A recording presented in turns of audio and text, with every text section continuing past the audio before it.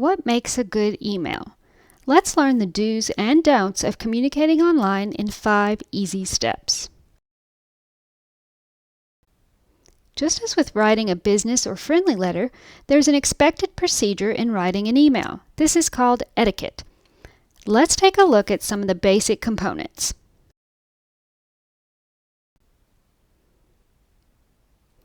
The recipients of an email are the persons that will be receiving an email. That's where you type the email address of the person or people that will get the email. Always include a subject. A clear subject lets the recipient know what to expect when they open the email. Think of it as the title of your email. You will type your email message in the body of the email. You're going to start your message with a greeting, just like when you write a letter. This is called a salutation, such as, "Dear Mrs. White." Use the name that you would call the person receiving the message. Make sure you enter to separate the greeting from the rest of your message by moving to the next line. End your message with a closing followed by your name.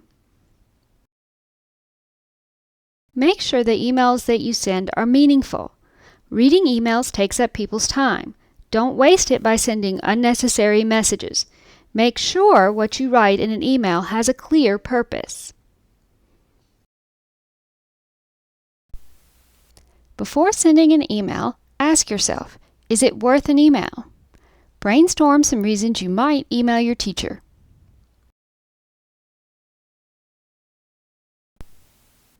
You didn't understand something taught in class.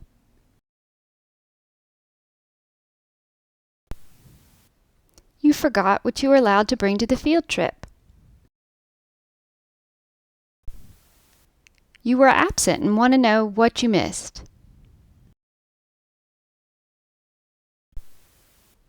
A student at school has been hurting people on the playground.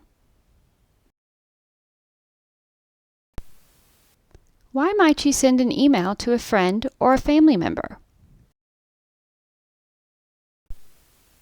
You want to invite them to your birthday party. You are sending a holiday greeting.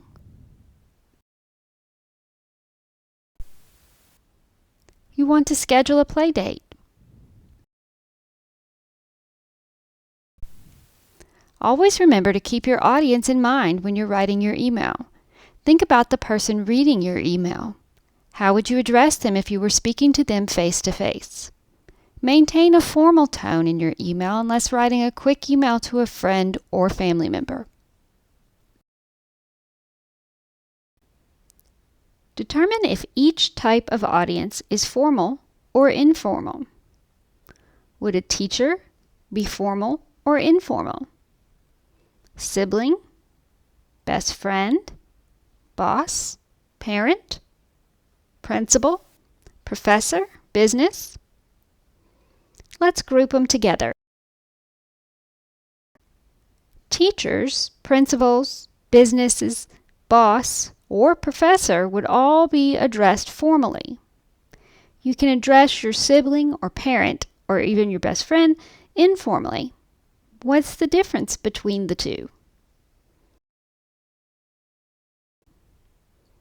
When you are writing an email to a teacher, professor, or professional, use formal language and avoid emojis or slang or text lingo. When you are writing an email to a friend or family member, it can be informal and you can use that slang text, lingo, or emojis. Let your words have impact. Words are powerful and they can have a lasting impression on others.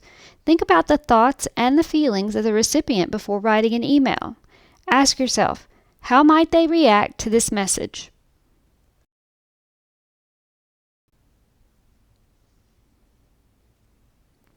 Emails can have a negative or positive tone. When you write your email, are you being aggressive in your email? How might your message come across? Reread your email and ask yourself if you would feel good about the message that you're sending. Look at the example. The subject of this email is grade on math test. Hello, Mrs. Luong. I don't understand why I didn't get more points on my math test. You only gave me half on the last question, and I think I should have gotten more. I usually get a very good grade on my math test. I hope you will change it. Sincerely, Andrew Aki.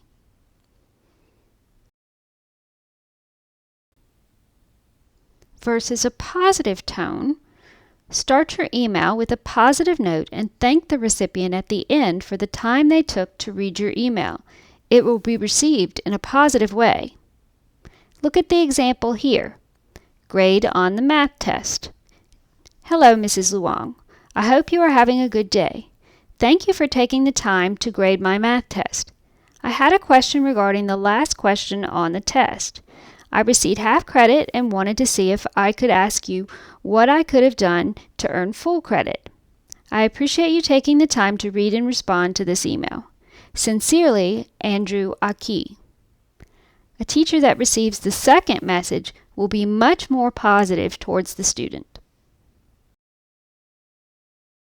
Make sure you look over your emails before you send them. Even a well-written email can lose credibility if filled with typos and errors. As with all writing, the last step in writing an email is to proofread it before sending.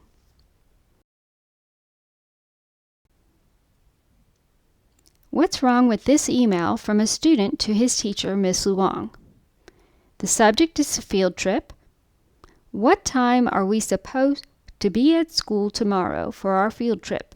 My mom wants to know if I can bring my phone to take pictures. Thanks, Andrew. Well, first, right away, you notice several capitalization errors. In some cases, the word should begin with a capital letter, and in another, it should be lowercase rather than begin with a capital letter.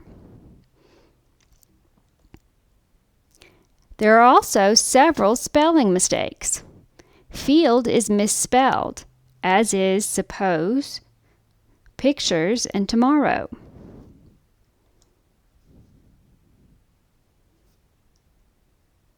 There's also a punctuation error. After your greeting, you should always include a punctuation mark, either a comma or a colon.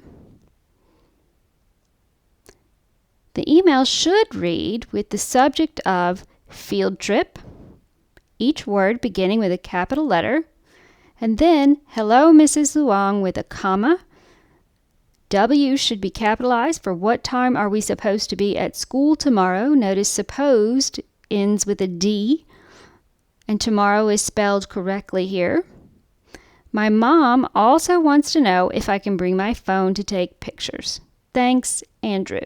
With all the correct capitalization, punctuation, and spelling. So be sure to proofread your emails before sending.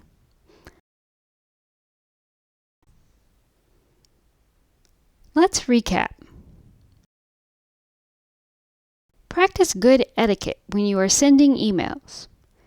Type the email address of your recipient properly. Always include a clear subject. Start your message with a greeting. End your message with a closing. Don't forget to say thank you.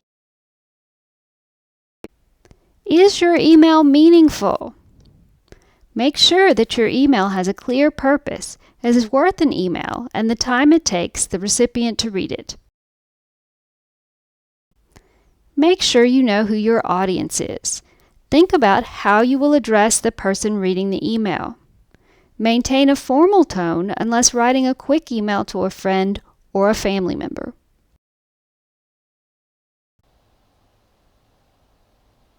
Remember that your words have impact. Think about the thoughts and feelings of the recipient before writing your email. Words can be powerful and have a lasting impression on others. Make sure you always look over your emails for typos or errors. Proofread before you send your email.